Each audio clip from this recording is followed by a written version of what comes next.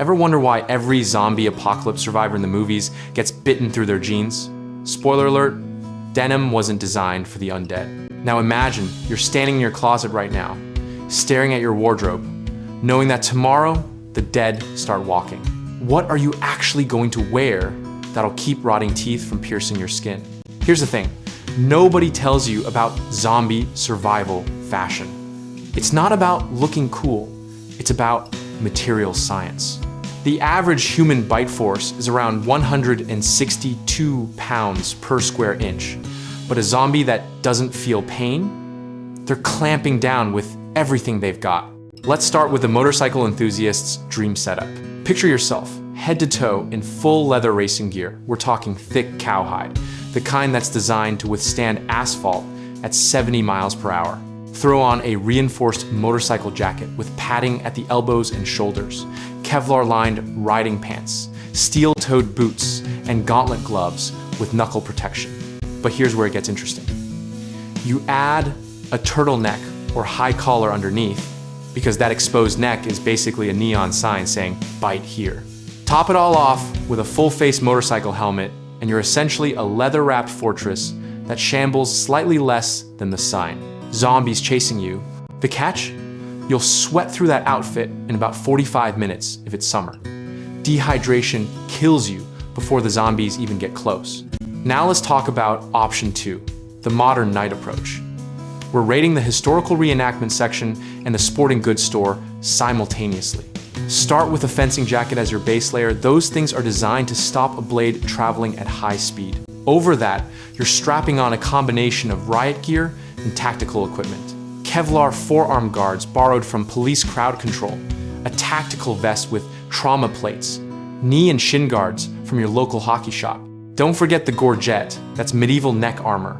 And yes, they still make them. Finish with a ballistic helmet or a vintage motorcycle helmet if you want visibility, and slash-resistant gloves rated for industrial work. You look like you raided 5 different stores in a Renaissance fair, but every inch of you is protected. The problem? Mobility just tanked. Try outrunning anything in 40 pounds of mixed-era protective gear. Here's option 3 for the pragmatists, the duct tape and magazine special. This is what you build when society's already collapsed and Amazon isn't delivering anymore. Take your thickest winter coat, we're talking puffy down or heavy canvas work jacket. Now you're duct taping magazines, phone books, or even folded cardboard around your forearms and shins. Wrap your neck with towels secured by, you guessed it, more duct tape. Multiple layers of jeans or cargo pants, the heaviest boots you own, and leather work gloves. It sounds absurd until you remember that martial artists have been using similar makeshift armor for training for centuries. Those magazines, they'll stop a bite just fine. The downside is you look like a hoarder who got into a fight with a craft store, and good luck explaining that to other survivors before they shoot you on sight. Let's get technical with option 4, the sharkskin solution.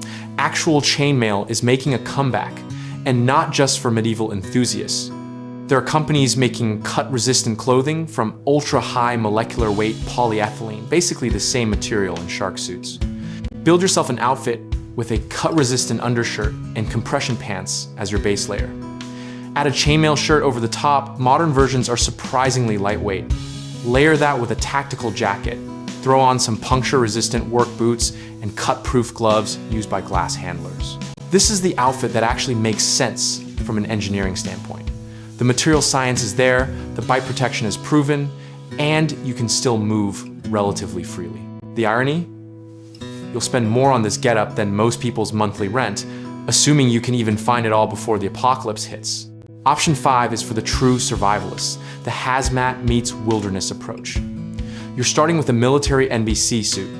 That's nuclear, biological, chemical protection. These suits are already bite resistant because they're designed to be torn-proof.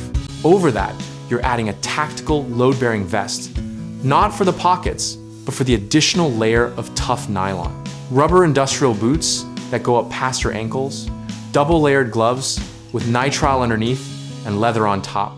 The face shield from the hazmat suit actually works better than most helmets because it's see-through and covers everything. Sure, you'll die from heat stroke in this setup within hours in warm weather, but at least the zombies won't get you. That's technically a win, right? Here's what the gear manufacturers won't tell you. The weak points are always the joints. Every outfit has them where the armor meets, where you need flexibility, where material has to bend. Elbows, knees, armpits, the groin area. That's why option 6 is the obsessive's approach, layering everything.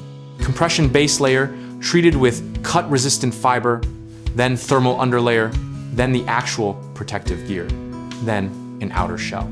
You're creating redundancy, multiple chances for those teeth to fail before they reach skin. Think about it like this. One layer fails, you've got 3 more. Use athletic compression wear as the base, add a thick wool or fleece mid-layer, throw on the tactical gear or leather, and finish with a windbreaker or rain shell for the final barrier. You waddle more than walk, but you're practically bite-proof. The zombies will catch you eventually because you can't run, but hey, at least you tried. The real trick nobody mentions? Wrist and ankle protection. Those are the spots people forget because they're thinking about dramatic shoulder bites and neck attacks. But a zombie grabs your wrist and bites down, game over. That's why every serious outfit needs gauntlets that extend past the wrist, overlap with your jacket sleeves, and secure tightly. Same with your pants and boots. There should be no gap, no exposed skin, no opportunity. Some preppers are literally wrapping their ankles in duct tape over their pants before putting on boots. It looks ridiculous. It probably causes circulation problems, but it works. Here's the absurd part. With all this discussion about bite-proof clothing, we're ignoring the fact that zombies have fingers. They grab, they tear, they pull. Your perfect armor means nothing if they can grip your jacket and yank you into a crowd of hungry corpses. So the ultimate outfit isn't just bite-proof, it's grip-proof. Smooth surfaces, minimal handholds, nothing baggy they can grab onto. Think tight-fitting where possible, or so smooth they can't maintain purchase.